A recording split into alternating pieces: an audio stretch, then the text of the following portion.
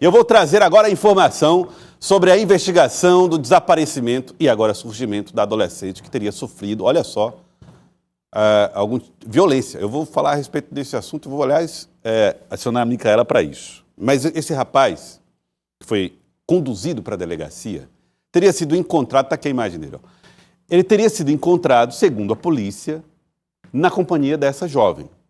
E aí começou-se a especular a ideia, a história, de que ela teria ido para a casa dele de maneira intencional, sem nenhum tipo de violência.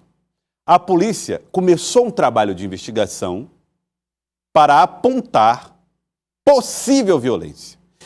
E os detalhes nós vamos ter com a ajuda do próprio delegado responsável por esse inquérito. Depois de todo o apelo que foi feito pela família na tentativa de localizar a jovem, imaginando que ela pudesse ter saído de casa espontaneamente, a polícia está trabalhando com outra ideia.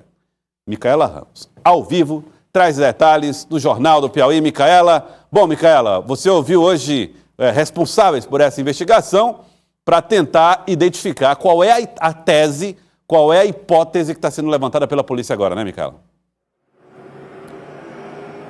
Exatamente, Joelson. Mais cedo eu conversei com o delegado Jorge Terceiro. Ele coordenou a equipe da Delegacia de Desaparecidos, na qual o delegado é titular, e resultou no encontro desta jovem. Ela foi resgatada de um casebre ali no Saci, bairro na zona sul de Teresina, durante a tarde de ontem. Foi encontrada na cama juntamente com esse homem de 35 anos de idade, o Juliano da Silva Gonçalves, ele que trabalha como estivador em uma espécie de feira ali na zona sul de Teresina e que, de acordo com a polícia, já tem histórico criminal.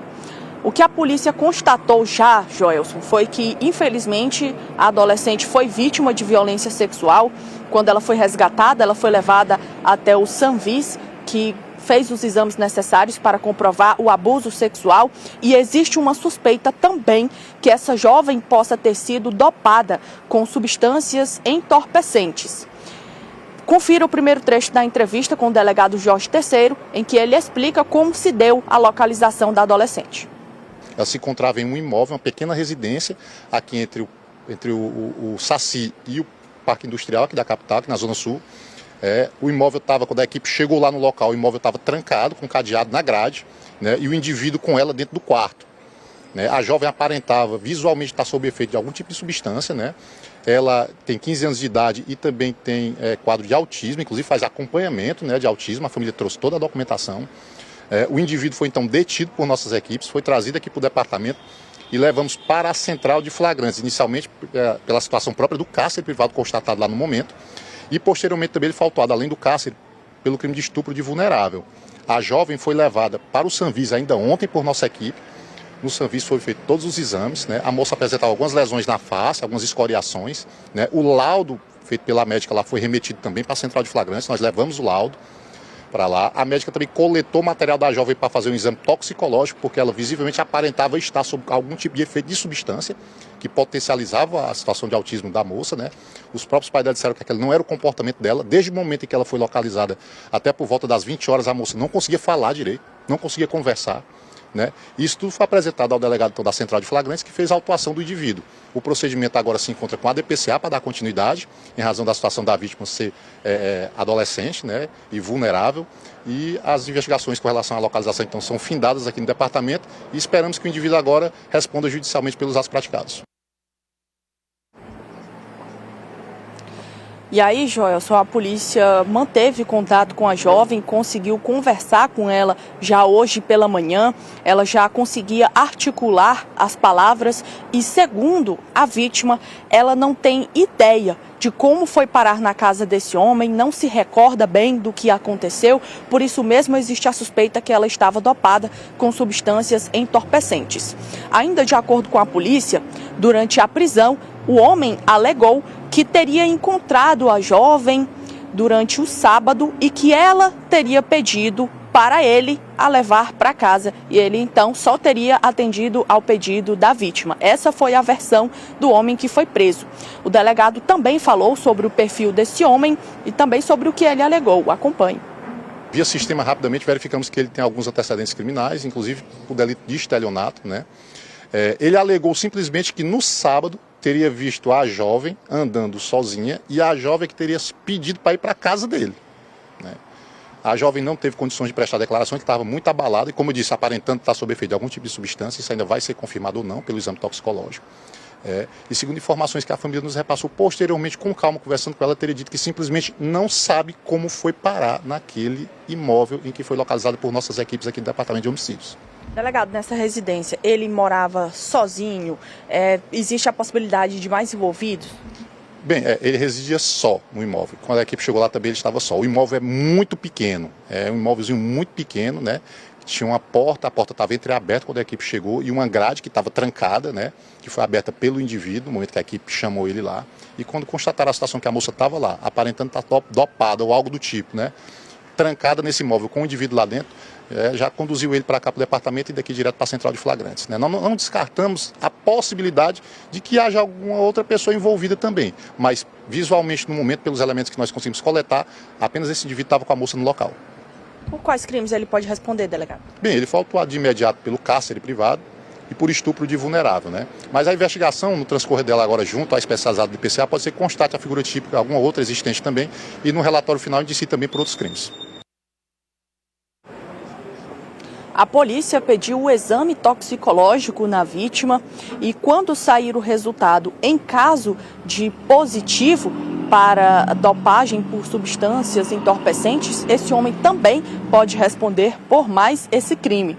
Como eu disse anteriormente, o DHPP ele prestou apoio às investigações e foi fundamental para encontrar a adolescente, mas as investigações estão a cargo da Delegacia de Proteção à Criança e ao Adolescente, que ainda deve trabalhar neste caso. O inquérito ainda está aberto para esclarecer algumas questões com relação ao desaparecimento, principalmente sobre o que aconteceu nesse espaço de tempo da sexta-feira, por volta de meio-dia, quando ela desapareceu, depois de ter saído da escola em que estudava, lá no São Joaquim, Zona Norte de Teresina, até a terça-feira, quando ela foi resgatada nessa casa lá no bairro Saci, na Zona Sul. Eu também perguntei ao delegado, viu, Joelson, sobre quais orientações devem ser dadas aos pais, aos adolescentes e às crianças. Confira o que ele respondeu. Então, a orientação que a gente passa para os jovens, né, que evitem receber de estranhos qualquer tipo de bebida ou alimento, pessoas desconhecidas, né? Os pais orientem seus filhos a não receber nada, nem bombons, nem bebida, nem suco, nem refrigerante, nada em garrafas para beber, em qualquer tipo de local de pessoas estranhas. Porque realmente a facilidade hoje de ter contato com certas substâncias que podem causar isso na pessoa, desorientação, e deixar a pessoa à mercê de forma vulnerável para qualquer criminoso é muito grande, né? Então é bom para os pais, né, conversar bem com os filhos e os jovens de hoje evitar, embalados em festas, receber qualquer tipo de bebida de pessoas estranhas. Então, o que é que se tem sobre este caso até agora? A adolescente desapareceu quando saiu da escola no São Joaquim, Zona Norte, por volta de meio-dia de sexta-feira.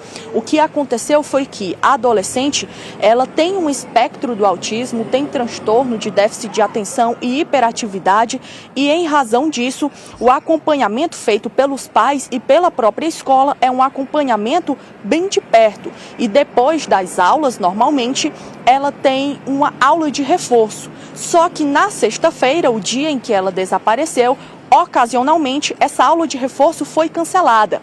Então, os pais que sempre vão buscá-la na escola ainda não tinham tido acesso a essa informação de que a aula de reforço foi cancelada. O irmão da adolescente também estuda na mesma escola, no entanto, a adolescente botou a mochila nas costas e saiu. Essa foi a última imagem que se tem dela, registrada por uma câmera de monitoramento da própria escola, em que mostra a adolescente que saiu sozinha.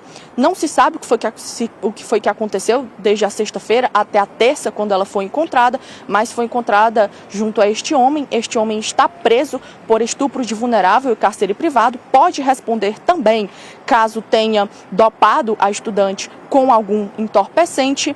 E agora este homem está à disposição da justiça, a adolescente voltou para casa, está já no seio da família, as investigações continuam em andamento. Joelson. Muito obrigado, Micaela, pelas informações. Aí agora é esperar o trabalho feito pela polícia, porque é preciso, é importante, fundamental que a gente respeite o trabalho policial e todo o sigilo que o caso agora merece, de proteção da jovem. Uma coisa é o apelo que a população faz abertamente para encontrar uma menor que está desaparecida. E aí você tem um serviço. Depois que ela é encontrada, e nessas situações, agora todo o sigilo, todo o cuidado, toda a preservação, inclusive da identidade, para que a gente possa ter uma investigação que aponte culpados e proteja a vítima, sobretudo, principalmente proteja a vítima.